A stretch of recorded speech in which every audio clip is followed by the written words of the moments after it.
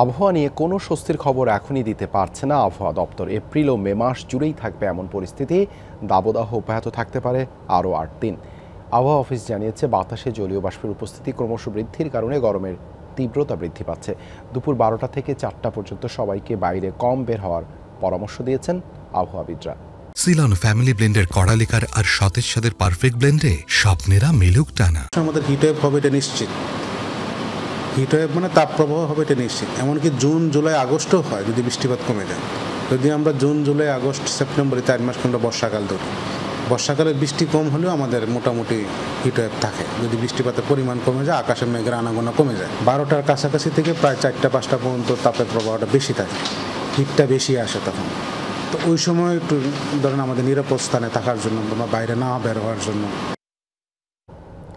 আবহাওয়ার বিষয়ে বিস্তারিত জানবো সহকর্মী লামিয়া তিথির কাছ থেকে। তিনি আছেন ফার্মগেট এলাকায়। তিথি, আজ গরমের তীব্রতা কেমন দেখছেন, আর আবহাওয়া অফিস আর কি জানালো?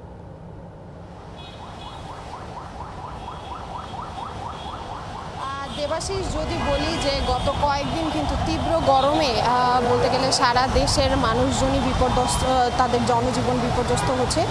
যদি বলি এই যান্ত্রিক শহর ঢাকার কথা যদি আমি একটু বলতে চাই, তাহলে বলতে গেলে যদি একটু দেখাই যে এখানেও কিন্তু গরমের প্রভাব কিন্তু ঠিক তেমনটাই পড়েছে। ঢাকার অবস্থাও কিন্তু খারাপের দিকেই, গরমের বিপর্যস্ত হয়েছে কিন্তু স্বাভাবিক জীবনযাত্রা। একই সাথে যদি বলি যে বিশেষ করে কিন্তু খেটে খাওয়া মানুষ এবং শ্রমজীবী মানুষরাই বেশি দুর্ভোগে পড়েছেন, দুর্ভোগ পোহাচ্ছেন। তারা বলছেন যে জীবিকার তাগিদে তাদের প্রতিদিন বের হতেই হচ্ছে। একই সাথে যদি আবহাওয়া অফিসের কথা বলি, যে আবহাওয়াবিদ আজকে আমাদের জানিয়েছেন যে এরকম পরিস্থিতি বলতে গেলে যে তীব্র দাবদাহের পরিস্থিতি আরও 7 থেকে 8 দিন কিন্তু চলতে পারে।